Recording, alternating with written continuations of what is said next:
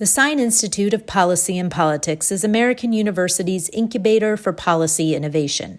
We convene leaders in the academic, public, private, nonprofit, and journalism sectors to engage and promote common ground and nonpartisan solutions. In an evolving world, we seize the opportunity to work on the nation's most pressing challenges through collaboration by experts and top scholars in their field with students in research and scholarship. As part of that goal, the Sine Institute leverages American University's location in our nation's capital, the nexus of government and a growing international business center. We connect diverse perspectives from around the country and around the world with our world-class academics and research, experienced practitioners, and the most politically active student body in the U.S. We stand apart through our focus on the role of business and the nonprofit community in public policy, the rise of the importance of economic regions in the United States, and international policy issues. Our focus is to make an immediate impact at the intersection of policy and politics that leads to real and lasting change. Thank you for joining us as we convene, communicate, and collaborate.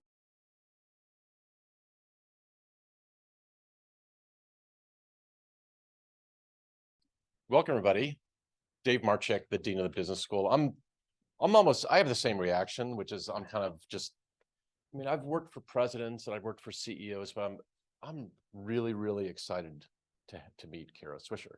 I listen to her all the time. I read all her books. When she did the Succession podcast, I would pull down to see if it could load and wait. She's one of the most influential journalists in the country, one of the most influential podcasters in the country, best-selling author.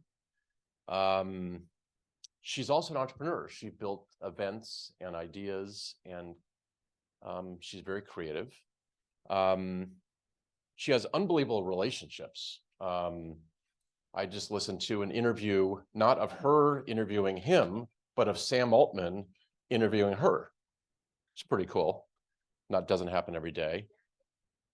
I want to thank Amy Dacey, the executive director of the Sine Institute. She creates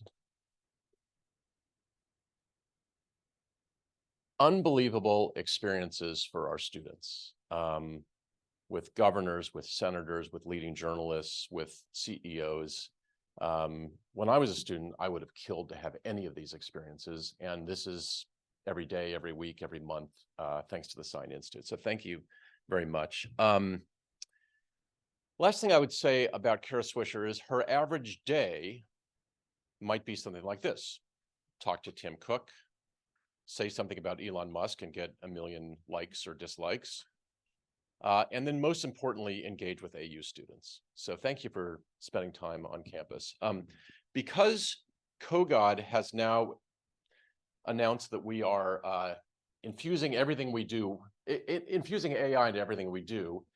Given my giddiness this morning, I went to ChatGPT 4.0, by the way, and I said, I'm really excited about meeting Kara Swisher, but I don't really know how to describe my feeling. So this is the way that I feel. Okay. It's getting weird here. Meeting Kara Swisher would be nothing short of electrifying, exclamation point. Overwhelmed by awe and admiration, your heart will race with excitement. It will be a whirlwind of emotion, feeling starstruck and profoundly inspired by her fearless presence.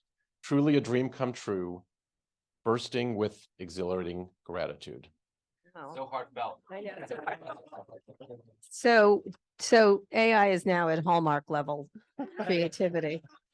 I don't worry about my day job right now. And I want to thank Kara for also bringing two titans in the cyber world to speak, and she's going to record her podcast here. So thank you very much. So just so you guys know, thank you very much, Dean. This is going to be a podcast right away on with Kara Swisher. I've wanted to talk about the China issue for a while. Recently, this week, I had a panel on misinformation, disinformation, and this is the follow-up to that. We try to pair different things, whether it's trans issues or whatever, try to get different points of view. One of the things I try to do really hard on the podcast is get different points of view. from myself. So I'm going to read I'm going to do this better in the studio, but I'm going to read the beginning, and then we're going to have questions from the audience. I'm hoping to put as many of them as I can into the podcast. So prepare your questions. I think I've got a lot. I got a ton of them here, and we'll try to get to them all. And we're going to talk about everything from cybersecurity to Taiwan to the South China Sea, obviously the election, Ukraine, if we can. Dmitri and I have talked for a long time about that, and obviously Chris has had a lot of experience. So I'm going to read this, and it's a crude version of it, so I'm not going to do it in my fancy podcast voice, which I'll do in the studio. But this is how it will sound, sort of, so you'll get an experience of it. Hi, everyone, from New York Magazine and the Vox Media Podcast Network. This is On with Kara Swisher, and I'm Kara Swisher. Today, we're going to talk about China, our ultimate frenemy. At the White House, President Biden is trying to forge stronger alliances in Asia to contain China. He and the Prime Minister of Japan agreed to strengthen military and economic ties in a trilateral meeting with the President of the Philippines. They vowed to ramp up security in the South China Sea to project a united front against China. Meanwhile, lawmakers are worried about the Chinese government's ability to spy on Americans through TikTok or manipulate public opinion. The House passed a bill that would force Chinese owner ByteDance to divest its U.S. interests or get out of the country. It's in the Senate, where it is probably going to die, by the way. Today, we're bringing you a live conversation with two people who know a lot about cybersecurity, foreign policy, and the U.S.-China relations specifically. Dmitri Alperovitch, the co-founder and former CTO of Crowdstrike and chairman of Silverado Policy Accelerator, a Washington think tank focused on cyber threats. He's got a new book coming out called World on the Brink, How America Can Beat China in the Race for the 20th Century. And it is indeed a race, and this is our critical foreign policy race. And Chris Krebs, Chief Intelligence Officer at Sentinel-1 and former U.S. Director of CISA, CISA or CISA? CISA, the Cybersecurity and Infrastructure Security Agency under President Trump. He was famously fired by Trump for refusing to back his stolen election theories. Well done, Chris. Nice firing. If you have to be fired, that's a great way to do it. I spoke with them on April 16th in front of a live audience at American University, where I am a fellow at the Sine Institute of Policy and Politics this spring. Our question this week comes from Congressman Mike Gallagher. He was chairman of the Select Committee on the Strategic Competition between the U.S. and the Chinese Communist Party until he left office last week. It'll be this week. Someone I've interviewed on the podcast, by the way, and who was a great conversation. And that's sort of in the vein of what I'm talking about. We disagree on lots of things. We had a really great discussion about China. So let's start talking about that. And I will read his. In the podcast, we'll play his. He sent me a voice memo. Maybe I could play it for you. So I'm going to do that, and then we'll add that in, and I'll read it from him. Okay. So hi, Dmitri. Hi, Chris. Thanks for joining me. Thanks for having us. So I'm excited to talk to you both, and you both have a background in cybersecurity. Dmitri, you just wrote a book about the threat of war with China and the solutions to it. Chris, you're the Chief Intelligence Officer at Sentinel-1 now, but you were Director of CISA, the Cybersecurity and Infrastructure Security Agency under President Trump. Your job was to mitigate threats, including from China, which you spent a lot of time doing. So I want to talk about the war in China, Taiwan, cyber threats, and of course, TikTok and the election. So we have a lot to get through. Let's start with Taiwan, which is sort of the red hot center of things. Dmitri, let's start out with your new book, World on the Brink, How America Can Beat China in the Race for the 21st Century. In the prologue, you described a scenario in which China, excuse me, in the prologue, you describe a scenario in which China invades Taiwan on November 13th, 2028. Thank you for that exact date. And the U.S. has to decide what to do next. I'm going to be honest, you sounded a little apocalyptic, but it's completely something that we can imagine. And no one really understands. This would be a very critical day in world history if this happened. Explain the scenario you envision and why that date. Well, let me first start with the fact that in December of 2021, I went public on then Twitter and said that I was convinced that Putin was going to invade Ukraine before the end of that winter. One of the first analysts to predict that. Unfortunately, I was right. The same reasons that convinced me that Putin was going to take Ukraine or attempt to take Ukraine are playing out in the Indo-Pacific. You've got an authoritarian dictator that has surrounded himself with yes men, that wants to get into the history books as the new Mao, in Putin's case, as the new Peter the Great, that is making their countries great again, to borrow another phrase. And they're focused on the strategic implications, the geopolitical implications, the security implications to their country of expanding and taking these buffer states as they see in Ukraine in the case of Putin and Taiwan in the case of China.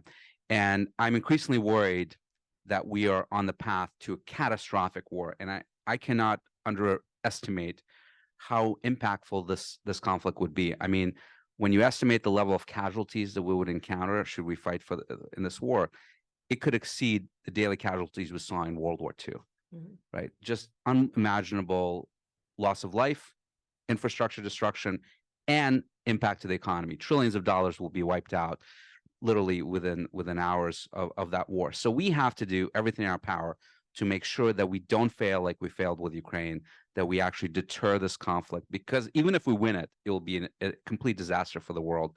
And that was really the goal of this book, is to sound the alarm and, most importantly, to focus on the solutions of how do we actually get this done. By this date, and one of the things years ago, I was at an Aspen security conference, and an admiral there who was in the area in the Pacific Fleet utterly thought that China was the biggest danger we face from a cybersecurity perspective.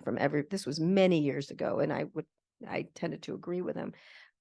Talk about why you picked this. Why November 13th, why this is you're just making it up for a scenario, or? No, I do think it's likely to, the window for invasion, I think, does open up in 2028.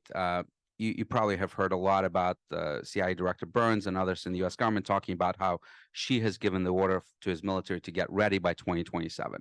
That doesn't mean that the invasion takes place in 2027. I actually think it's unlikely to take place in 2027 because they're going to be very busy with the new party Congress to reelect Xi for what is likely to be his yet another fifth term in office. And just because he's given the order for them to be ready doesn't mean that they actually will get there. As we know, government agencies don't necessarily work on the timeline you want them to.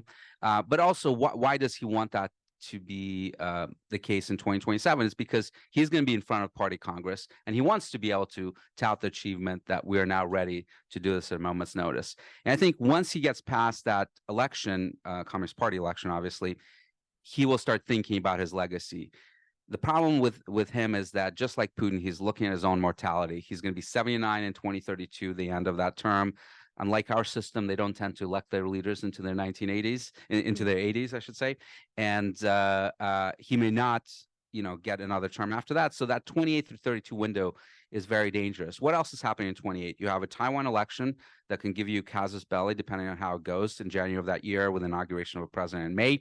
You also have the Olympics in Los Angeles that summer, which will be very distracting for the United States. And of course, you have our election, where regardless of another person will be president. Another person will be president, not Joe Biden or Trump, because they'll be term limited, not to mention their age. So you will have a new president coming in and a lame duck presidency, most likely in November of that year, that can be very distracting. And as we know, when lame duck presidencies occur after elections, people head for the door, right? They start looking for jobs. So the national security establishment just gets completely wiped out from a political appointee perspective. So it'll be really skeleton administration, distracted from the Olympics, a Taiwan situation that could get worse. That could give him an opportunity to go. It doesn't mean that it will happen in 28, it could happen in 29, 30, 31. But that's when it will I think happen. the window opens. Your feeling. So, Chris, your thoughts on this scenario? Do you agree with Dmitri? Do you think we're on the brink of war with China? And if Xi Jinping does invade Taiwan, what role will cyber play? And I'd love you to give an idea of what they've been doing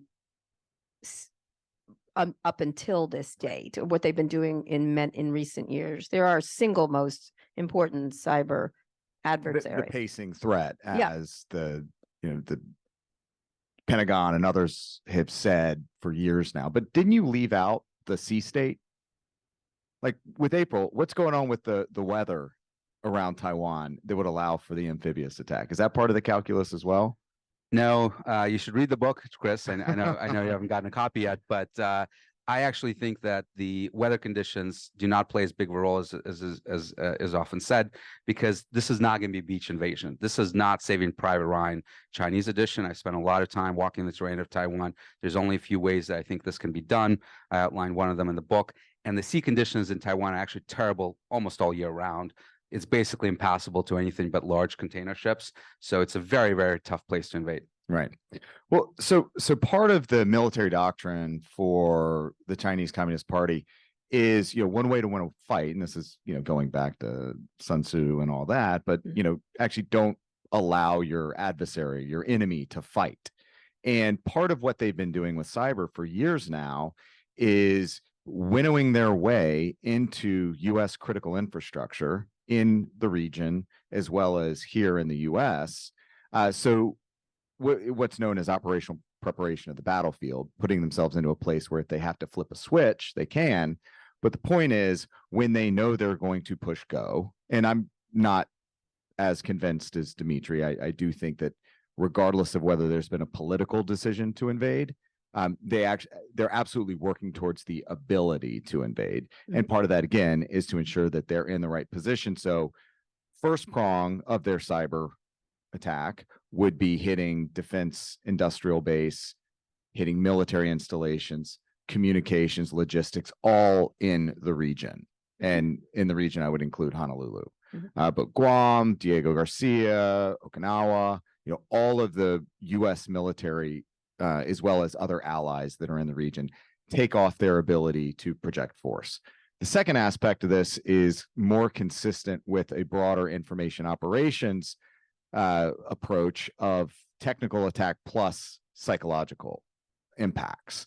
And so what they would do is hit U.S. civilian critical infrastructure, water facilities, power, anything that we use on a daily basis, knock it offline so that us, not the military, but the civilian population, are distracted, are upset. And once you start getting into 3, 4, 5, 6 days of not having power or water, you get pretty upset with your political leaders. I mean, y'all remember the summer of 2021 when Colonial Pipeline went down, and in this area, you could not get gas for about a week.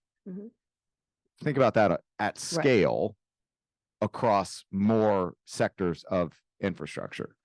And so the point there is that while they're taking off our ability to project force, they're also undercutting our political will.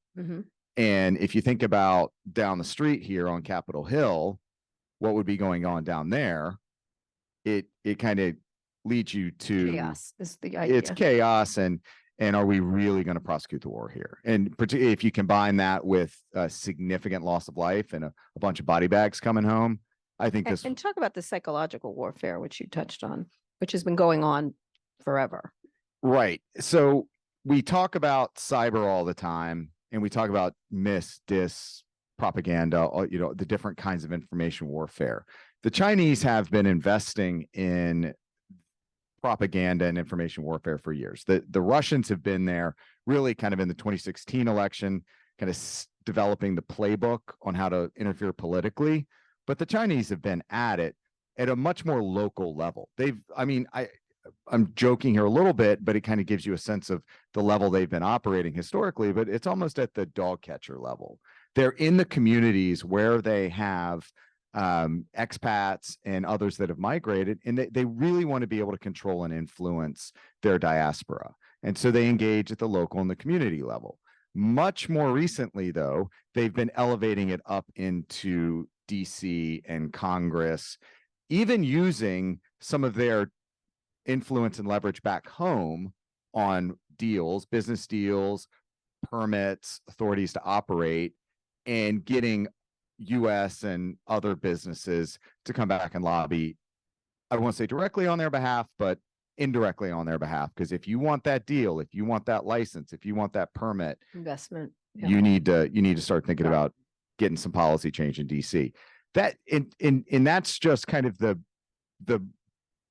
obvious stuff. Then there's this other kind of sub rosa work that's going on where, again, they're copying the Russian playbook of permeating social media using fake personas, using pink slime websites. They're not very good at it, though. They are missing kind of the connection culturally, but nonetheless, they are trying, they're practicing, they're getting reps on keyboard. The director of national intelligence said in the 2022 midterm election review that the Chinese absolutely attempted to influence politics in that election. No question. And why wouldn't they? Right. Right. So when you have this situation, which people in this country tend to try to deny, and we'll get to TikTok in a minute because it's sort of the writ large, the idea of it. But one of the people I was arguing with said, well, we need proof that they did it. I go, but that they can do it is enough. That can do it is more than enough for me. And of course, they will do it because we would do it. Like if we were allowed in China and have reciprocity, which we're not, any U.S. company is not allowed there to do what they're doing here. We'll get to that in a minute. But Dmitri, you're right. There are 5 reasons Taiwan matters to Xi Jinping: history, destiny, security, geography, and ego. History and destiny are clear. China believes Taiwan was traded or ceded or separated and belongs to China. They want it back. Which, by the way, is not true. Okay. All right. They want it back nonetheless. Ego is also clear. He wants a big win for his legacy. He's clearly gotten radicalized over the years. He was sort of a capitalist and has moved somewhere else in that lexicon. But talk about the security implications and the geography. Tell me about maps. So you have to look at the map of the region. And when you look at it from the perspective of China, you actually appreciate how insecure they feel, because they're basically, as they look out at the world from their shores, they're basically completely surrounded by U.S. military bases and U.S. partners. So all the way from the Korean Peninsula, South Korea, we have almost 30,000 American troops, to the Japanese islands, where we have American troops, to Taiwan, which they view as an outpost of the United States, to the Philippines, where we once again have military bases. That entire first island chain with the Korean Peninsula is basically containing China today. And if you're the Chinese Navy that wants to project power across both the Pacific and then ultimately the world, you have to go through these choke points between the Japanese islands and Taiwan, or between Taiwan and the Philippines, that again, fully controlled by the US Navy. If you want to be a great power, as they do, you can't allow that to happen. And Taiwan is that anchor point that if they take Taiwan, they're going to be able to push the US out of the Western Pacific, push us all the way back to potentially Hawaii. It will change the entire dynamic of that region. So it's not only a security issue for them, but it's also a power projection issue, where taking Taiwan will allow them to dominate Asia, where you have 50% of the world's GDP, most of the world's supply chains, most of the growth. And as I argue in the book, Taiwan leads to becoming a hegemon in Asia, and a hegemon in Asia leads to becoming a hegemon in the world. And that's why the United States should care about Taiwan. Yes, chips are important, but frankly, it's insulting to the Taiwanese to reduce them to chips. And Taiwan has mattered to us long before chips were even a thing. So it's a strategic point of view. Chinese aggression in the South China Sea, it was the main focus of the first U.S. Japan Philippines trilateral meeting that President Biden held at the White House with Prime Minister Kishida and President Fernando Marcos Jr. I can't believe I'm saying that last week. Talk about the South China Sea and what people, and then I've got a question for you, Chris, in just a second, the importance of the South China Sea in the which they call salami tactics. Is that correct? Explain. Salami slicing, where they're basically going in, and they've been doing this for 20 plus years, taking these artificial reefs, these rocks in the South China Sea, building up artificial islands out of them that they would first say are not militarized, and they would put an airbase on there, they would put a radar on there, and they've been doing that all across South China Sea, where they now are the dominant power there, including in areas that are disputed, like with the Philippines in this place called Second Thomas Shoal, where Taiwan is the future threat, potentially 4 or 5 years out. The Second Thomas Shoal incident is the current threat, because you have the situation where the Philippines had grounded one of the old World War II style ships on the shoal, and they have Philippine Marines there that they try to resupply regularly, sort of to establish their presence. And the Chinese are aggressively trying to prevent them. They've been shooting water cannons at them, injuring some of the people. And this is potential for conflict, because we have a mutual defense treaty with the Philippines. And in fact, the United States has recently reaffirmed that it applies to the ship that's in South China Sea. So we might actually get into a conflict with China, even over a shoal. Over a shoal. Very, very dangerous situation. Now, unlikely it would get into full-scale war like over Taiwan. You would hope that cooler heads would prevail, but it's a very dangerous situation. So, Chris, Prime Minister Kishida had some pretty strong words aimed at China. Unilateral attempts to change the status quo by force or coercion is absolutely unacceptable, wherever it may be. But in general, even as they were talking about building up defenses and alliances, all three reiterated that they want to maintain mutually strategic relationships with China, keep the lines of communication open. Biden has been talking about reducing dependency, of course. So what is the difference between de-risking and decoupling? And what should the U.S. be doing now? Because we have great reliance, technology, goods. There's a very strong relationship between the countries. I think the one way to look at it is de-risking is one consulting company's term for it, and decoupling is another consulting firm's term for it. The way I see it, though, and de-risking is kind of the term that's very in vogue, and particularly in Europe, is they look at diversifying China supply chains out of China. But de-risking is hey, we've got an operation in China. We have to have this widget sourced from there, but can we get alternative supply chain? So it's a China plus one model, or China plus model. And we're seeing a lot of that. We're seeing a lot of companies that are moving elsewhere in. Just today, Tim Cook was visiting Vietnam, I believe. Yes. Yeah. So you got Vietnam, they set up a number of factories in India as well. Decoupling is extracting out of China entirely. It's a much more aggressive shift. It's nearshoring, reshoring, friendshoring. It's coming back. Mexico has seen a significant boom in the Monterey area. The really interesting thing about although some Chinese companies are also thinking of locating there too. You listened to the same daily podcast from last year that I did.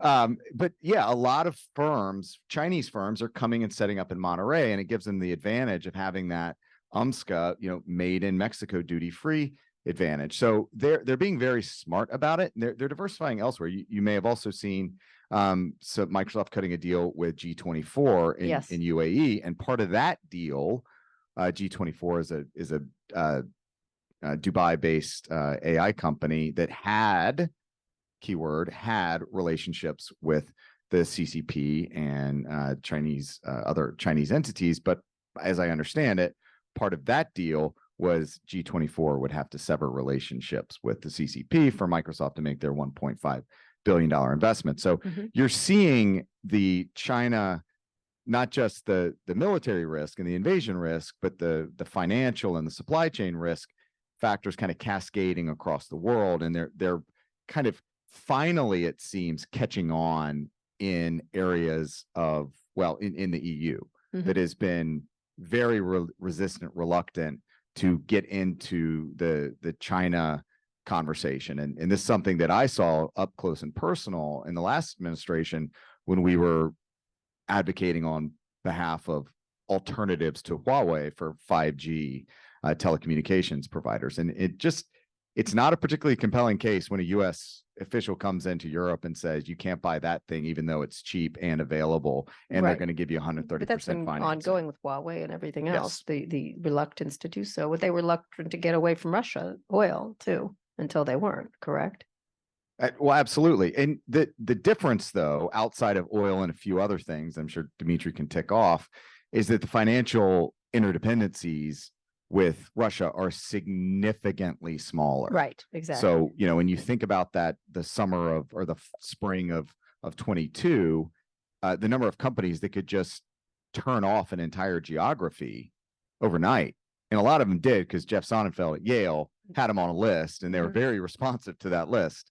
A lot of companies were able to do that. Yeah. You're not going to be able to do the same. No, not at all, especially big, the two tech companies that are probably most exposed would be Apple and Tesla, right? Correct.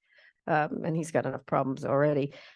Dmitri, if China invaded Taiwan and the U.S. didn't come to Taiwan's aid, there are two major impacts: a major shift in geopolitical power structures in Asia and beyond, and global economic fallout. Of these two, which is worse for the U.S. and the world? Or I guess they're both terrible, but they're both terrible. But you could argue that we can get over the global depression that we'd be in, for sure, akin to what we experienced in the 1930s. Eventually, you get back to growth, but losing U.S. preeminence in the world, that's something you can't get back. And the reality is that China is incredibly weak, right? We talk a lot about their population decline. They can go from 1.4 billion people today to about 550 million, conservatively estimating, by the end of the century. Yep. That's a collapse of their population, right? The economic model is stagnating because they've reached the middle income trap. Just so many problems, fundamental problems in their economy. But if they take Taiwan, if they're able to set the rules of the road in Asia, and they're going to be able to do that. I mean, I've had conversations with senior Japanese government officials and others who have told me that if China occupies Taiwan, that is going to change everything for them. They're going to have a new sheriff in town that they're going to have to sing in large part to their tune. In many ways that you see states that are neighboring Russia, they're not part of NATO, singing to Russia's tune because they have no choice, right? If you're in Central Asia, the United States is far away.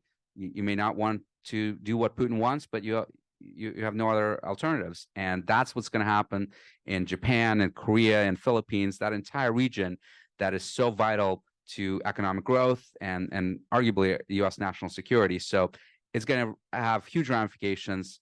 And then the other one, of course, is semiconductors. That is the I'll get to those in a second. Okay.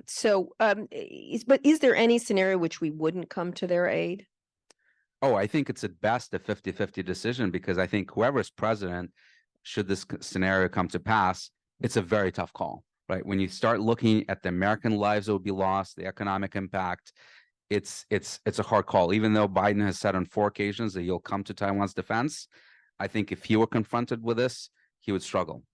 Add into that, though, the kitchen table issues, right? When prices start ticking up at Walmart and all that, I mean, the base is just going to fall apart. Mhm. It's going to be really hard to support this when things are as expensive. You know, just the daily goods that you need are doubling, tripling. And a quick story for you. We have a question coming up from Congressman Gallagher. So last year, I did a tabletop exercise for his committee, the China Committee in the House, on Wall Street, with senior Wall Street executives participating. And we looked at the economic impacts of a confrontation with China. And literally one of the executives stood up in the room, looked at all the options that were presented in terms of what we could do to China, sort of similar to what we did with Russia with sanctions, export controls, asset seizures, and the like, and said, all of this is like economic nuclear war. Yeah. We can't do any of that without destroying our entire economy. Right. Well, Okay. in killing your flow of show Okay. here, my Right. apologies, but on that point, foreign direct investment in China is down in part because of the saber rattling. However, investments that pre-existed Are still there. are staying, and Right. companies are making moves right now on risk management Mhm. to segment off those operations Yes, so they venture can capitalists certainly are. I know. In they can Silicon Valley. withstand political and geopolitical Right. turmoil. Political pressure is what it is. Just to No say- one is pulling out. No, because it's a huge economy. So I want to talk about cyber for a minute. You're both experts in the space. Chris, as the head of the Cybersecurity and Infrastructure Security Administration in the Trump administration, you were tasked with protecting Americans from Chinese hackers, among other threats. We just talked about the general threat they pose to American infrastructure. You already discussed that. But the U.S. Cyber Safety Review Board recently released a report that eviscerated Microsoft's security culture and said the hack, which netted about 60,000 State Department emails, was preventable. Talk to us about the report, and do you agree with it? Does anything surprise you? So I'm in a interesting spot. I'm kind of the unholy trinity of being a former Microsoft employee, Mhm. former head of a U.S. government agency that had significant engagement with Microsoft, and now work for a competitor, and at least in the security segment with Microsoft. So kind of wearing You're those the three perfect different person hats. to answer this. It was a very it was almost like, I'm not mad, I'm just disappointed. Mhm. But then the more I read it and thought about it, I was like, no, I'm actually pretty mad, Mhm. because the national security implications. And look, Microsoft might not need the US government. They have a very diverse global customer base, but the US government has put a lot of eggs in the Microsoft basket. And if you see some of the decisions they've made for features in business at the expense of security, like making the conscious decision not to rotate keys Mhm. because it created problems on the business side, is we can't have that right now with everything that's going on, with the fact that we know Russia, we know China, we know the most sophisticated actors, including cyber criminals, are going after Microsoft because of the Sloppiness. business. Well, no, they're going after them because that's where everybody's gone. It's the Willie Sutton equivalent of, why do you rob banks? Because that's where the money is. Why do you go after the cloud providers? Because that's where the data is. That's where the access is. Mhm. Putting a lot of demand and responsibility on these companies, and to see them not follow through in such stark relief, thanks to the work that Dmitri and the board did, it should be concerning to everyone. So you did this work and you spent a lot of years trying to prevent or mitigate cyber attacks from China. But you don't spend as much time detailing these risks in the book. So is there a scenario which that China does this without even launching a physical attack? And talk a little bit about this review. Is that something you'll worry about more? Yeah, so I do serve on the Cybersecurity Review Board. I was actually the vice chair of this review. I'll let the report speak for itself, but I'll say this: the one concerning thing that was not noticed in all of the discussion around the Microsoft issues here is the fact that the actor that did this from China, that penetrated Microsoft networks and then accessed emails of Gina Raimondo, Ambassador Nicholas Burns, who's our ambassador to China, and a number of other national security officials. This actor has been known to us and has been tracked for over 2 decades. In fact, this is the same actor that hacked Google back in 2010 and what I investigated back then and called Operation Aurora. So this was really deja vu for me personally, and is one of the most sophisticated threat actors operating out of China. So the fact that we've been dealing with this for 20 years, they've been hacking cloud providers, and we're still facing this today is really concerning. But to answer your question, I've looked very heavily into this. And putting myself into China's shoes, if I were to try to take Taiwan, are there any other options beyond invasion? And I'm convinced that the answer is no. Having spent time in Taiwan, people don't appreciate how much that society has changed, particularly in the last 20 years, how proud they are of being Taiwanese first, not Chinese. Yep. How proud they are of their history. It's a little bit like Canada, right? I believe firmly that it's not just about the CCP, that if China was the beacon of freedom and democracy in the world, that the Taiwanese would want nothing to do with it. Just like Canada doesn't want to be the 51st state, even though we think it's a great country, right? They've got their own thing going. They're very proud of it. And that's the case with Taiwan as well. Just for history, Taiwan has developed this independent entity identity for 75 years, including a multi-party democracy. You cite a poll from July 2023 that only about 7% of Taiwanese are interested in unification with mainland China now or in the future. So it's in that's your point. There is no constituency that wants to unify. Even if you look at those 7%, it's not clear how many of those people gang over there. Yeah, even it's not clear how many of those people think that unification means that they will control China versus the other way around, which was the original Chiang Kai-shek's model of we are China, but we control Beijing, right? So I don't think that China, through propaganda, through coercion, can force these very proud people, to surrender outside of a military invasion. And that's the conclusion, by the way, that Putin came to with Ukraine. He's tried for 20 years to influence that society, bribe it. Cyber attacks. It did not work. He's created more opposition over the years, and that's why he ultimately invaded. And I think she's going to come to the same conclusion. So cyber is just one of the tools to soften it up. It's an influencing factor, not a determining factor. However, I will note that everyone's watching, and every government on the face of this earth, every military, every security service is watching this, and it's baking increasingly into military doctrine. So this is something that we're going to have to plan for in just about every geopolitical Well, I will. conflict That's going one of forward. the questions coming. So let's just very quickly go over TikTok. I know it seems silly, but those infiltration fantasies are obviously driving the concerns about TikTok and its proposed ban. There are 2 big issues that people have with TikTok: privacy and propaganda. I would say each of you. What's more important here? And then secondly, Senator Schumer, Chuck Schumer, is working on the House TikTok bill that would force ByteDance to divest. Biden says he'll sign it. It has a lot of bipartisan support. Even if it passed tomorrow, the divestment period is currently 6 months. It could be extended a year. With an eye to the November elections, how important is it that Washington get this done? Why don't you start, Dmitri, and then I have a question for you, Chris. Yeah, Kara, as we've talked about many times now, the problem with TikTok is it should be treated as a media company, which is what it is. Yes, it's user-generated content, but they control what you see and, crucially, what you don't see, right? They're the filter. And by the way, if you think that they can't influence Americans, just look at what they did when this bill was trying to get passed through the House, right? getting people to jam the phones of U.S. congressmen trying to influence Mhm. our democratic process and try to stop this bill, which, by the way, backfired in a huge way, of course, and the bill passed overwhelmingly. But that's the reason why I think we need to focus on this, is that this is an adversary-controlled media company that self-admittedly has access to half of the American population. Imagine if the broadcasting channel of the Soviet Union during the Cold War had that type of reach in America. We would not let it, right? And we're in a Cold War with China. We should not let their media have that level of presence and influence in the United States. I think it's that simple. So, Chris, TikTok, it feels like it's taking a lot of air out of the room. Do you think it's smoke and mirrors? Is it important? Are there bigger cybersecurity risks from China from than it? I think it represents a lot of things. So I think if you actually go and read the text of the bill, Mhm. it's a foreign control bill. Mhm. And it refers back to other statute that identifies Foreign ownership. Right. China, Russia, North Korea, Iran, and that list can be modified down the road.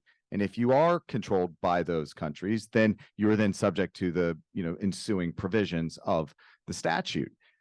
I think the easiest path forward is one around data privacy. We do not have a privacy law here in the A United larger one, States, a right. federal privacy law. Now, one was introduced a week or two ago that Right, has Senator some. Cantwell. Yeah, but look, I mean, half a dozen or more privacy laws have been introduced every Congress for the last 10 Congresses, 2 decades. Mhm. So, I don't know if that is going to get across the finish line, but it's the privacy and who has access to our data, our personal information, that is probably the easiest way to address the overarching concern. The influence, the propaganda, the controlling the actual information we see, that's a much, much different issue. There are going to be First Amendment issues, not just with that approach of the bill, but also if the companies do not go through the divestment procedures, then it is up to the app stores. And that It's means going to be up to Apple. Apple and Google for Google Play. There's going to be litigation there. So I just see this bill, whether it goes through the Senate or it gets tacked on to a foreign aid bill that the House is considering. I see it just years of litigation after But passage. Chris, we have foreign ownership rules in this country, right? Rupert Murdoch could not own the Fox network until he became an American citizen because of those controls. And we even have concentration of media ownership rules, whereas an American citizen, you can own more than, I think, 40% of television stations in the United States. So why is this controversial? But that is a media issue. But this is a bigger company. I don't think it's necessarily an issue. So from a bigger bill Chase, perspective. is it going? You think it's not going nowhere? I would agree with you. What about you? I think it passes. And then litigation. Well, then the question is, what is China going to do? Because they're saying that they will rather shut it down than sell it, which sort of as a business guy, it makes you question, well, if this thing is worth tens of billions of dollars at a minimum, why would you destroy that versus try to make money on it? And the only answer is that because you want to use it as an influence platform. Right. Well, All right. and beyond the fact, by the way, that it doesn't require the uninstallation of the app from devices. Everybody's phones, right? So if you got it, whatever we're making a ruling on under the law, it stays. You just can't get an update. You can't And then get with other platforms, Well, you can you could- sideload. That's right. It's not illegal for people to use it, Right. It's only, it's going to be prohibited for the app stores to distribute it. I think Yes. for advertisers Right. to advertise on TikTok. It will kill it. It will Which was kill the original approach, by the way, under the Trump administration, that you could not transact business with the platform. And so it's a different approach. I think they've tested it for bills of attainder, whether it's a bill of attainder. They've looked at First Amendment issues. Chairman Gallagher and his team are pretty confident. We'll see. All The right. Senate doesn't So, like. I'm going to move you from TikTok because everyone loves talking about TikTok. But clearly, one of the bigger reasons China wants to control, we have a couple of things: chips, Ukraine, and the elections to finish up. They want to control is economic. Speaking of this is a bigger fish here. Taiwan produces more than 60% of the world's semiconductor chips and 90% of the most advanced ones. They call it Taiwan's Silicon Shield. I'd like you each to talk about very briefly talk about the importance of the chips in U.S. strategy. We saw how chip production delays impacted whole industries during the pandemic. China also has been pumping money into the chip industry, doing what it always does, engage in price dumping, hoping to gain market share and boost it. And the third thing is in AI, obviously chips are increasingly important. Silicon Valley is spending trillions of dollars building new chip fabs and takes a long time. Biden administration announced a $5 billion investment in February. It's certainly not enough because Sam Altman was trying to raise $7 trillion to raise the global semiconductor industry.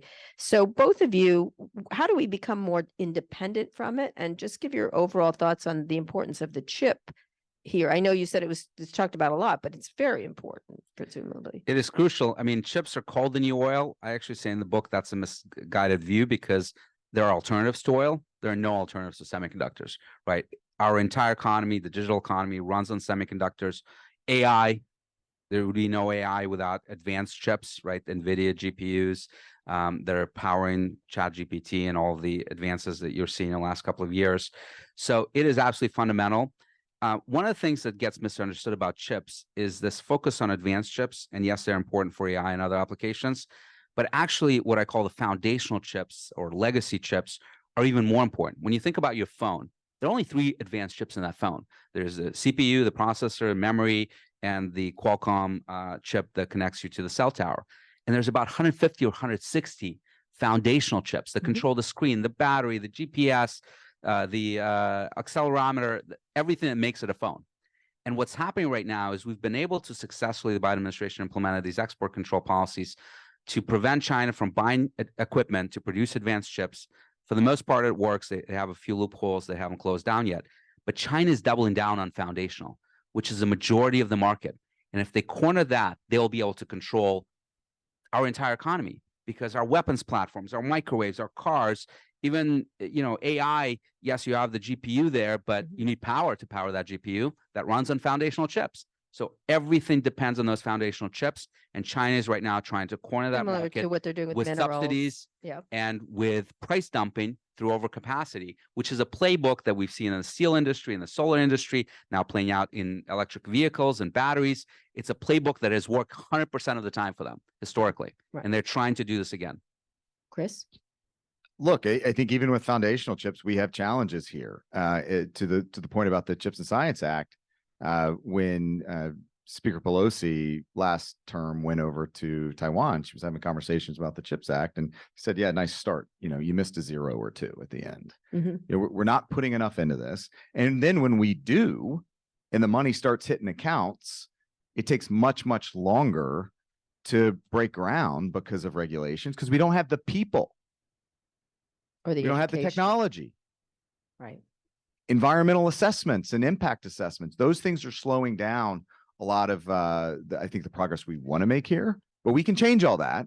Right. So But how do we have the follow But through? by the way, in Taiwan, they pay $25,000 to $30,000 to their top end process engineers to work in those fabs. Find me a place in America where you can get someone with a master's degree or PhD to be paid that much.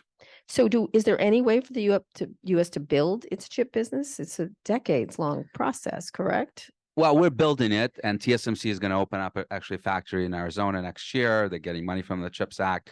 Intel's building a factory in Ohio. But that's really just stemming the flow.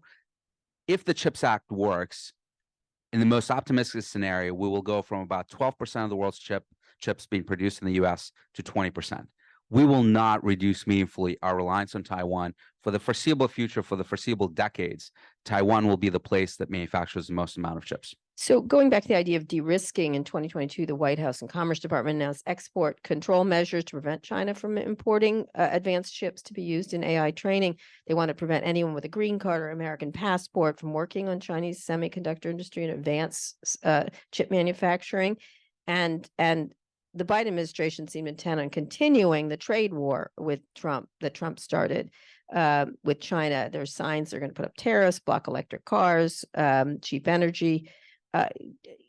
Talk about that. Each of you talk about that idea of us attempting to put sand in the gears, essentially. Well, we absolutely can do it. We're doing a little bit of it, not nearly enough. But one of the dirty little secrets about the semiconductor manufacturing industry is that the equipment that you need, the most sophisticated equipment really man has ever built to produce these chips that are, 3 nanometers in terms of distance between the transistors, it's all produced in 3 countries.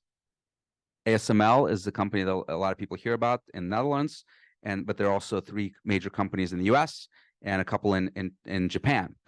Those 3 countries coming together, all allies, and Japan particularly very concerned about China and Taiwan, can stop the flow of that equipment into China and literally prevent China from building any more fabs than they already have.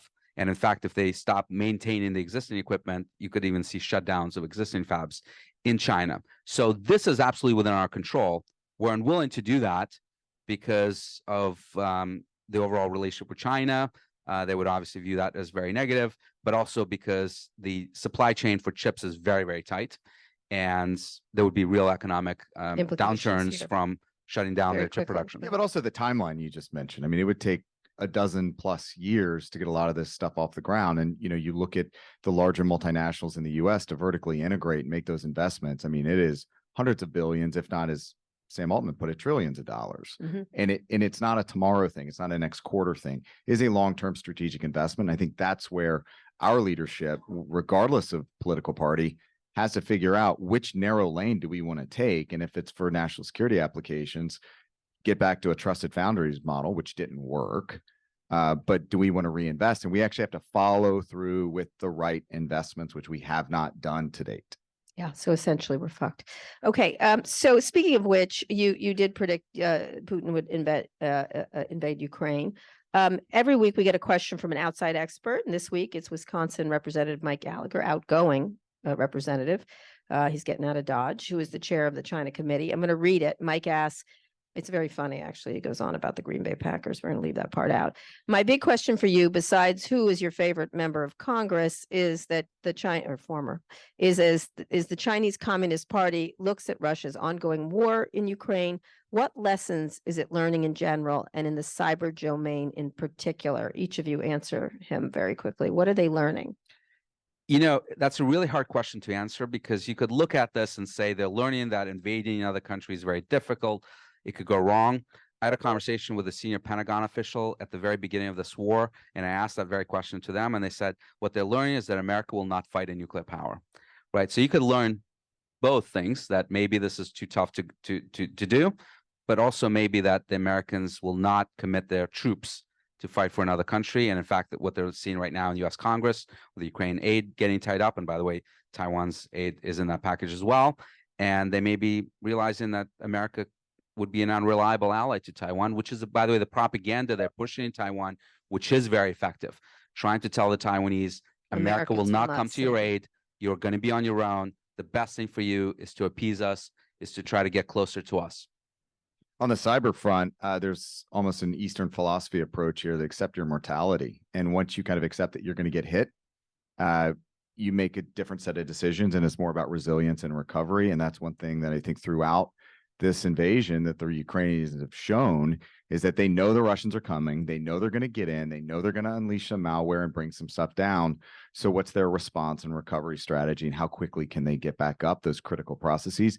The Ukrainians have been incredibly resilient. Now, they have had Western government. They have had U.S. government support, Cyber Command and others. They have also had significant private sector support. So it does show that there's a coalition of the good guys behind this that has to always be ready to go and jump into the trenches when needed. And Chris and his company were one of those, actually. Okay. So last couple questions. In your book, Dmitri, you laid out your recipe for avoiding a devastating war. You say the U.S. should be closely reevaluating our entanglements in Europe, the Middle East, Latin America, and asking how they impact our ability to contain or deter China, or does it distract us? J.D. Vance recently penned an op-ed where he pushes a similar line, essentially saying the war in Ukraine is diminishing our ability to contain China. But I'm going to push back. How is it possible to reduce U.S. policy in these conflicts to a China lens? And Chris, what are your thoughts here? Yeah, so I'm not an isolationist. I believe that we need to support Ukraine. I don't believe that we need to withdraw from everywhere in the world and only focus on China. But I do believe that China needs to be a top priority. And as we allocate our limited resources, we should be asking, what is going to be the impact of deterring this overwhelmingly devastating conflict if it were to occur in the Taiwanese Strait. And there are certain things about Ukraine that I think are helpful in creating more deterrence for China. One of the things it has done is woken us up to the inadequacies of our defense industrial base and how we need to increase our production. That's been great. It's also depleted our air defense stocks, and this war will be as much about air defense as it will be about naval power and anti-ship missiles, because China has the world's largest rocket and missile forces. So we need to ramp up massively that production, and we need to be asking hard questions of, do we have enough in the region? Do we have enough in Taiwan to make So sure that resource allocation. it is absolutely a resource allocation issue. And what does that mean for Ukraine? Well, I think there's a lot that we can do for Ukraine. For example, providing them with fighter jets, providing them with artillery, providing them with ground force capabilities, armored vehicles and tanks. That's all fine. We don't need any of that really in Taiwan to the extent that you're likely to have a conflict over Taiwan. But in a few areas, air defense, anti-ship missiles, we got to be much more thoughtful and ask questions. Do we have enough in our own inventories? So taking a look more for kind of silver linings here with the potential conflict with China, I'm looking south. I'm looking to, as all these companies de-risk, decouple, whatever you want to call it, and they start coming back this way, you look south into Latin America, there's an incredible amount of natural resources, land to expand, and there's an insane amount of technical talent. We, Sentinel One, are making a lot of hires in Latin America because the technical talent is so good. So why not think more about economic development in Latin America to pull some of those dependencies that we have with China out, move them south. At the same time, we can address perhaps some of the pull factors that are driving a lot of the immigration issues. So I think there's a much bigger, 2 to 3 for 1 play in Latin America that we just need to have a broader conversation about. So solving immigration through decoupling. From that could be a byproduct at least. All right. Last question. You obviously the world is watching what happens in the November election. How and in what way do you think a Trump presidency would impact the relationship with China, our allies, the Indo-Pacific region?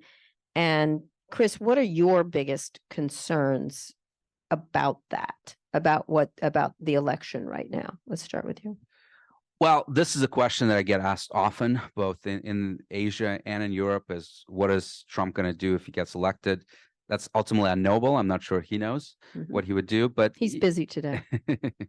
But the reality is that sleeping in court. But you have this. I had to. Come on. The reality is that you have actually the Trump administration that needs to get credit for getting China right in terms of the threat and really changing the whole conversation in this town and creating bipartisan consensus that we need to confront China.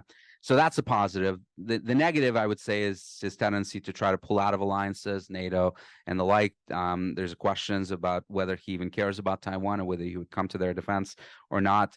Would he strike trade wars with Japan and other allies that we really need to deter China? So I would say it's a big question which way he's going to lean in. Is he going to be strong on China but also build alliances, or is he going to talk tough on China but also push everyone else away? What about the future Biden administration?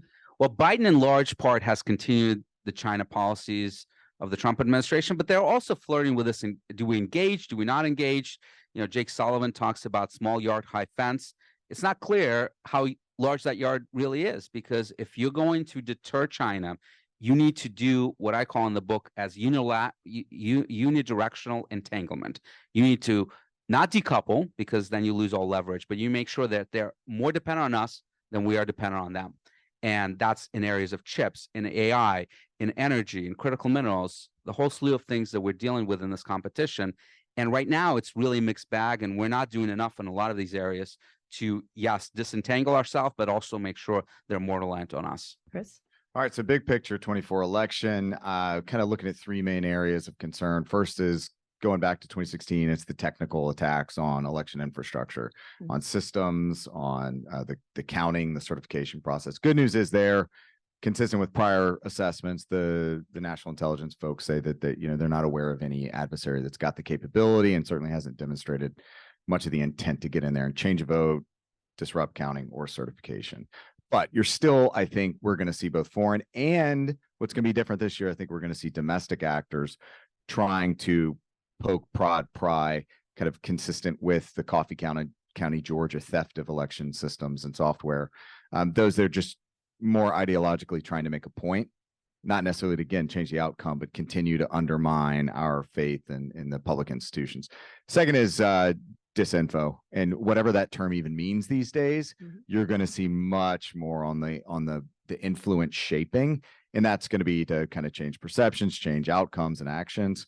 And that's going to be foreign, and that's going to be domestic. We're going to see a lot more of these groups that are on the fringe that are trying to, again, undercut our confidence. And this is a continuation of the big lie from 2020. And then third, which is somewhat related, but it's physical threats against election workers. And when I talk to the national security folks, when I talk to state and local election official, the number one thing they're worried about are threats to election officials. We're talking about doxing, public information out on the internet, swatting, so calling 911 saying, hey, I shot my kids or my wife, you need to come and stop this, and SWAT teams roll up.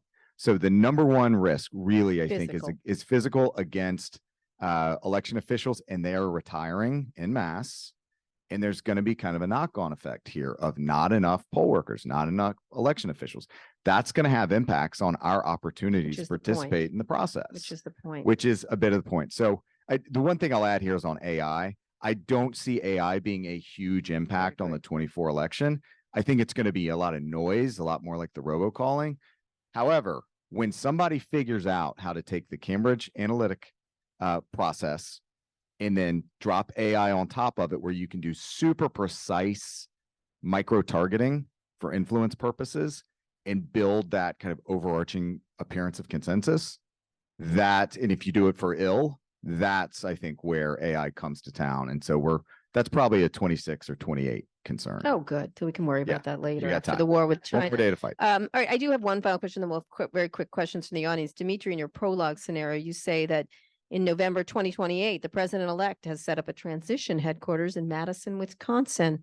This is, I'm right now watching Civil War, so I'm getting a little freaked out by this. In Madison, Wisconsin, can you care to tell us who in your mind's eye that person is? No comment. Who is that? Who knows? Well, you do apparently. So Look, I do think that we're overdue for a candidate from the Midwest. the Midwest. What about you, Chris? What, commenting on his book? No, commenting on your candidate for 2020. Oh, Which president would you like to see there if this is the conflict coming? Oh, Dwayne Johnson. I don't know. I mean, it's kind of like idiocracy at this point. Right. Get somebody that can actually go up, get up there and Someone knock who some could heads. possibly handle it. And you have to answer that too. Mike's a friend. Mike, in addition to the select committee on CCP, was also the chairman This is Mike of Gallagher, the president. the Cyberspace Solarium Commission in the last administration. So I've worked with Gallagher for Former Marine too, served in Iraq. Good guy. Sounds like Mike PhD. Gallagher. That's Yeah. who they're talking about. And actually a highly competent person, 100%. Thank you both. I really appreciate it. This has been incredibly hefty. I'd love some questions from the audience. Let's have 3 or 4 right here. Let's start back here and then we'll go. As many as we can. Fantastic. First of Okay, all, all right. nope. Go ahead. I was going to start back there, but go ahead. Back there. Go ahead. Go ahead. Sorry, we'll get to you. I promise. He asks a question every time we do something. It's lovely. All right. Well, thank you so much for coming on. I mean, this has been such an insightful conversation. I wanted to ask, in your expertise, do you guys see a viable solution that we can achieve in the near future to combat this new age of technology, misinformation, and in our politics and global affairs? Because quite honestly, it sounds really scary. No, I don't. I just frankly don't. But we have to keep in mind that propaganda, whatever we want to call it, like I said, disinformation. Propaganda is the word. It's been I call it the third oldest profession in the world. We all know what the first is.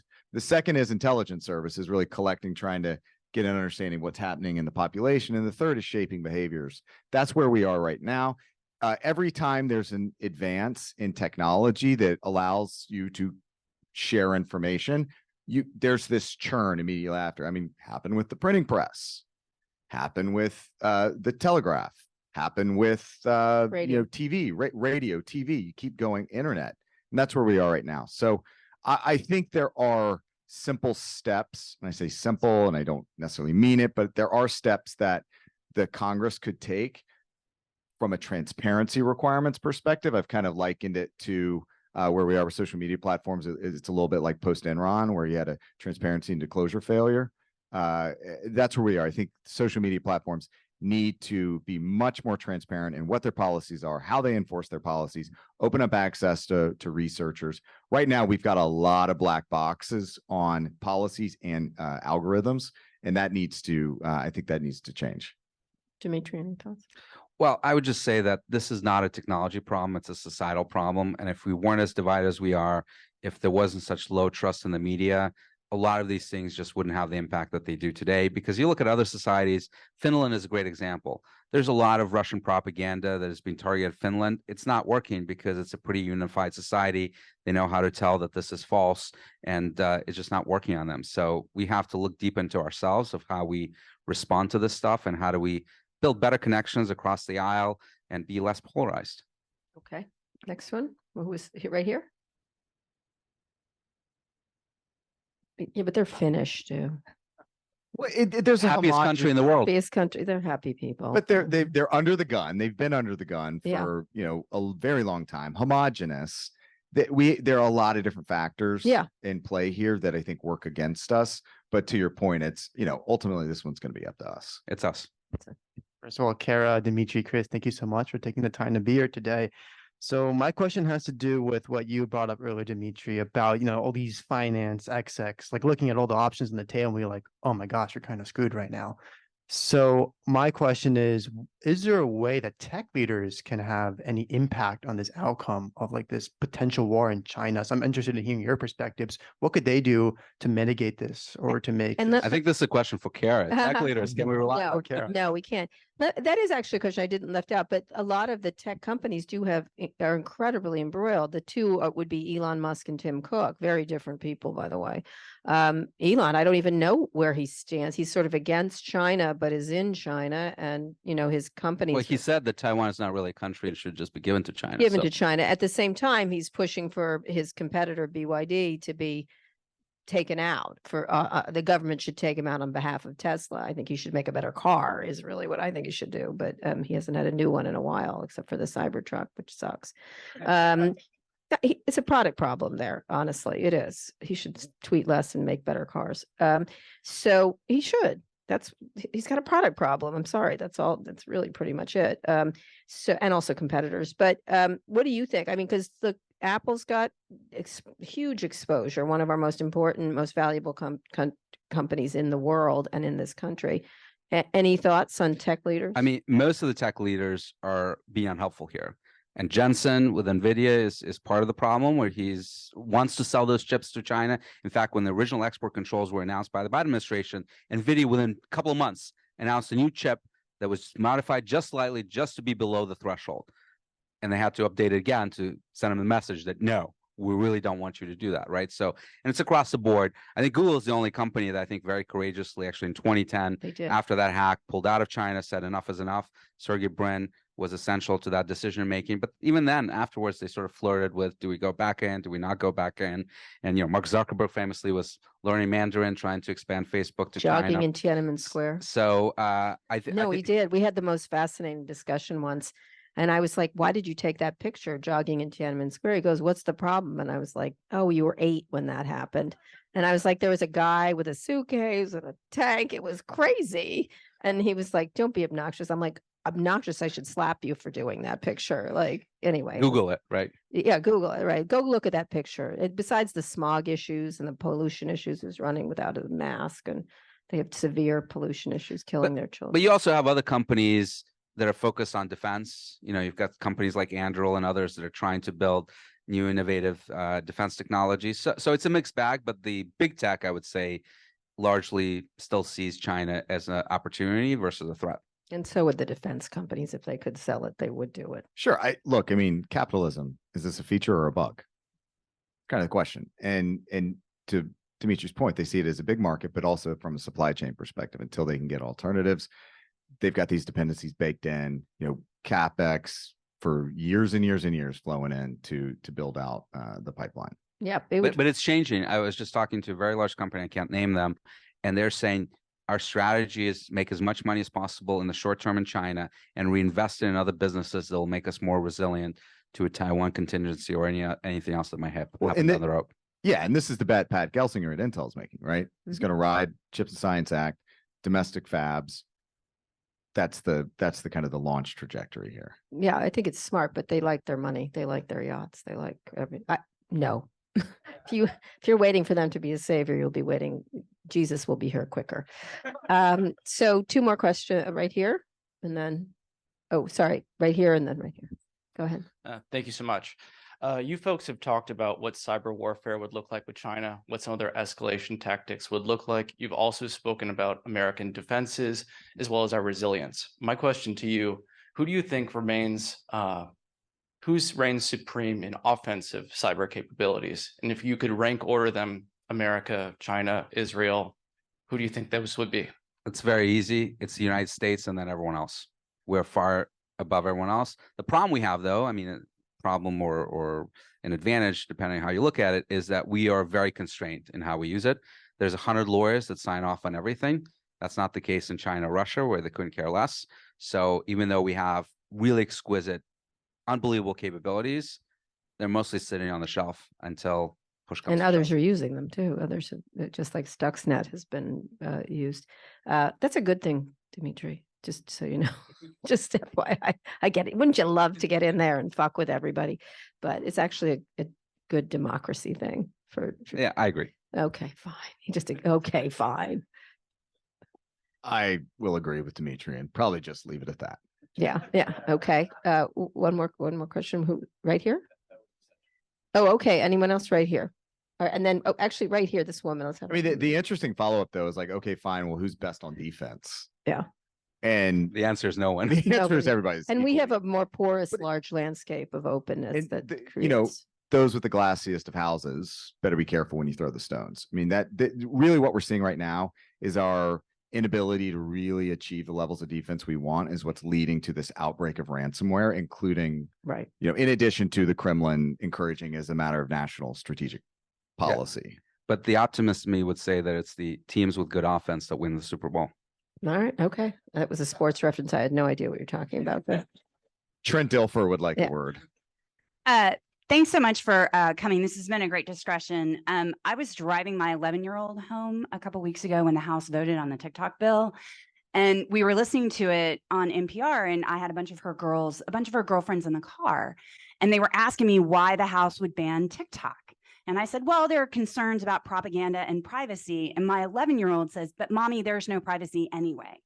And I thought, well, fair point. How does Congress or the administration, if they pass and sign this bill, sell this narrative to the 100 million Americans that are on TikTok all day? Right. So 11-year-olds don't vote.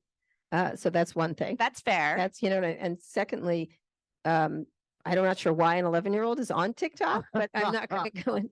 I know they are. They're not actually not supposed to be. But they see it on their parents' Sure, yes, phones, and yeah. they see it. But the point is, what's the narrative? Like, what is the way that you sell this bill to folks and our college students that are on TikTok Right. all day, every day? Some of them are. It's interesting. I have older kids. I have younger kids too. And none of my kids like TikTok, but among their friends that were doing it, I literally said, just grow the fuck up. Like, I'm sorry, it's a foreign adversary. We have to have, and then the minute I say, you know, we're not allowed in China, why are they allowed here? When you start to have I have long discussions with them about it and why that might be. And also, guess what? You don't always get what you want in everything. You can't smoke, you can't drink. There should be age gating, that kind of stuff. And we have long discussions. I think involving them in the discussions about it and treating them like they actually have brains and don't want to just watch makeup tutorials goes a long way. I have a great deal of faith in young people to understand it once they get a lot of information. And TikTok is really good at putting out, you know, right now they're doing small businesses depend on TikTok. That's exactly what I would do if I were them. But you have to have long discussions with them about things beyond immediate impulse gratification that you can have with kids. I don't think we can't. And we pretend because we ourselves are addicted to these technologies that we can't have those discussions. I don't But know. jamming the phone lines of US Congress people was probably not a good idea, No, right? no, not at all. But ultimately, I think our Congress people think, well, 11-year-olds don't vote, so what? But I'm talking broader, I'm talking the broader picture of younger voters that you need Right. to turn out if you're the Biden administration. I don't know if TikTok is the reason they wouldn't vote, because Trump was both sides were doing it. It's not like Trump was for it before he was against it, right? And- John Kerry move on his And also, part. people move on quickly. I mean, Kara, I'm curious for your thoughts, but if TikTok disappeared tomorrow, don't you think Something people would else move would to replace Reels or it. something, right? Something else would replace it. I think there's a lot less attachment to it than you think. I think people have gone through these things. They don't live or die. I think the more concerning thing is the ability to use propaganda for political things does move them in a lot of ways. And I just don't, one of the things they're talking about is, can they, are they, the whole Gaza thing is very controversial. And I would agree. There's no being used across the platforms. It's not just TikTok, but I think it's unfair to just pillory TikTok for that. I'm of the feeling that if everyone's like, well, are they doing it? I'm like, they can do it. That's all you need to know, is they can do it. And we would do it. If we were in China right now, we would be flooding them with all kinds of propaganda, and we should, because that's what one does, in the real world, is do that. And so I don't know. I think the kids would move on. And by the way, TikTok's numbers are starting to decline anyway, as it always, MySpace was real hot until it wasn't hot. And then it was AOL used to be hot, and AOL Instant Messenger was everything. And then it wasn't. So there's going to be something else. And in fact, I think social media is cratering right now in a really interesting way. Fragmenting, not just, but also cratering. I think Elon, for all his shittiness, has done us a favor. It's like, oh, it's a shitty place. I don't want to go to this bar anymore. So do you think it's a fad, What? social media? I think it's something else is coming, and I don't know what that is, but it's not going to be. We are in 5 years, we'll go, remember when we were on X or Twitter or whatever, we won't be. I know for certain. I just don't know. I think we'll probably have much more with AI, we'll have assistants that talk to us and tell us what's going on. Probably your AirPods will have video in it, will have a camera in it. It'll talk to his thing. I think something like that is. By the way, Maybe we'll go have actual meetings with people in person. That would be. And Kara is raising money right now for it, right? No, I think a lot of my kids are like, my sons have taken social media off. They're 19 and 21. My kid's in a frat. He loves hanging with his buds. My other kid visits. I have to say, they're off social media in a significant way since 3 years ago. And I think and I think people are too.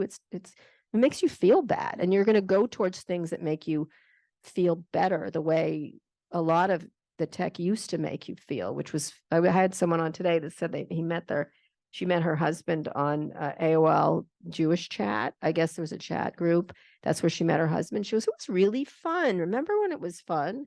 They can get back to that. I think there's a big market for that. I don't know about you guys. Oh, well, one thing I was going to say is this cratering, fragmenting, fracturing, whatever we want to call it, social media is actually one of the mitigating factors, as I see it, for risks, disinfo or AI or otherwise, to the 24 election and beyond. Because once you get these narratives, they burn really hot in echo chambers, ideologically aligned echo chambers where you already believed the thing. So it's going to burn there like Ebola. Whereas previously, in the more kind of cross-cutting social media platforms, it would run a little bit more like COVID. Yeah. So I think, we're kind of self-inoculating a little bit here. Things will flash up, but they die out really quickly. So more COVID, less Ebola? Yeah, okay, great. Good. But one of the things also you're seeing is a huge fall off in right-wing media right now. You can only stay in a rage for so long, right? Before you noticed at the Trump trial, crowds were a lot smaller. People are getting a little tired of screaming all the time, and especially people who enjoy screaming. And my mom's a big Fox media person. Even her arguments aren't nearly as energetic as they were. She's like, Trump, I'm gonna whatever. You know what I mean? Like it's not quite as angry. Throw in on top of that the grifter ecosystem that's risen over the last half decade or so, and it becomes clear that there's no North Star. It's whatever gets them the bucks. And people are kind of, if there's one thing people hate, it's getting taken advantage of, and particularly getting money taken out of their pockets. And we've seen a lot of that over the last couple of years. And so I think to your point, that's why we're starting to see the Look at the what's drift a little going on at Reddit. Reddit's done a really interesting job about moderation, the decentralized moderation. It's much. My kids are on Reddit a lot. They watch a lot of substantive stuff. So I don't know. I just have a feeling the quality may actually, people are maybe a little bit tired of feeling bad, and they're tired of. I mean, everyone has their moment. I with Twitter, it was when Elon was tweeting about Paul Pelosi being part of a gay love trial. I was like, oh, for fuck's sake, I don't want to. And it was like shot at me a lot. And then he started commenting on cesarean sections, of which I had one. And so I didn't want to hear his thoughts on them.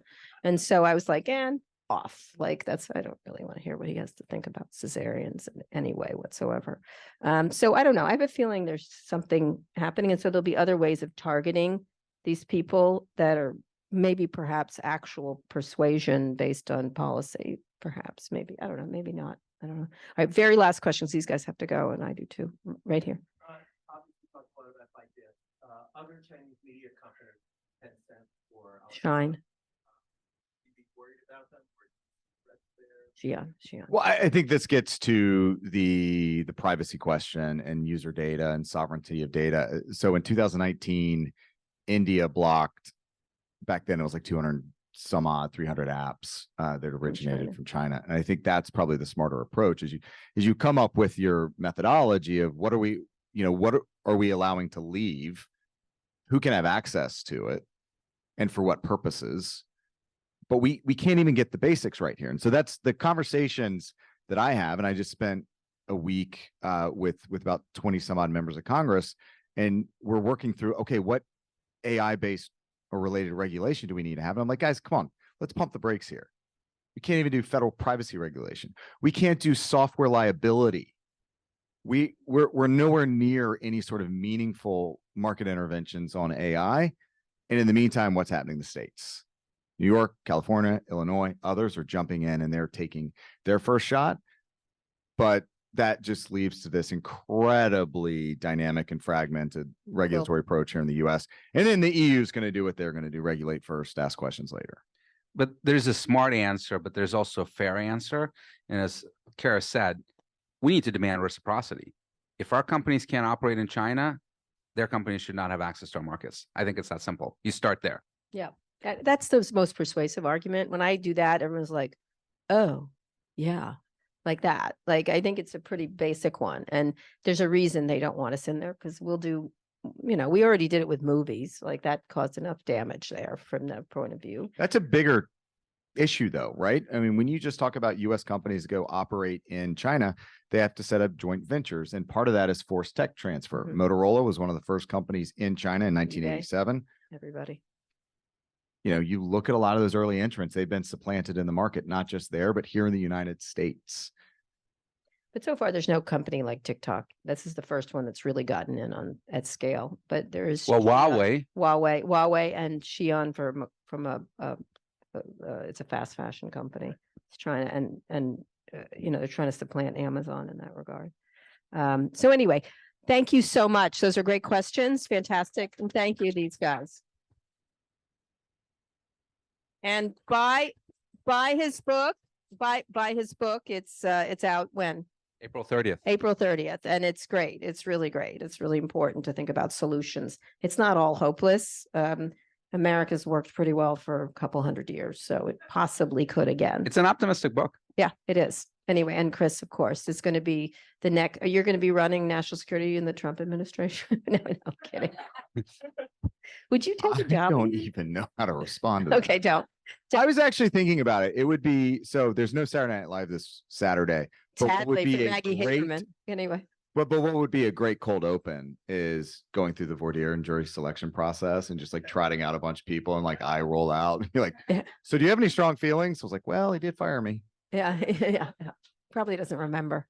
No, I don't think so. Yeah. Anyway, thank you so much. Thank you so much. Kara, thank you so much for spending so much time on campus. We've enjoyed you getting together with us.